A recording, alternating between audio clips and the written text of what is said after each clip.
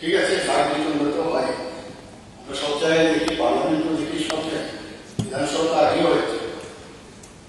আমার মনে হয় আপনার মাধ্যমে এবং এখানে যারা উপস্থিত আছেন সবাইকে আমি জানাতে চাই এবং আপিল করতে চাই, যারা বিরোধী দলের যারা এখান থেকে বেরিয়ে গেছে, গণতন্ত্রতে ঠিক আছে, রাইট আছে হয়তো পাবো, কিন্তু ফিরে আসে। কিন্তু এখন যে শুনলাম খবর আসছে, ওনারা নাকি পুরো যে বিধানসভার অধিবেশন বাকি যে দিনগুলো আছে ওনারা নাকি অ্যাবসেন্ট থাকবে।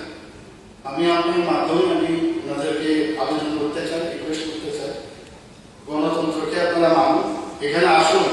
এটা একটা ইম্পর্টেন্ট বিষয় বাজে, সেখানে আপনারা আপনাদের কথা বলুন।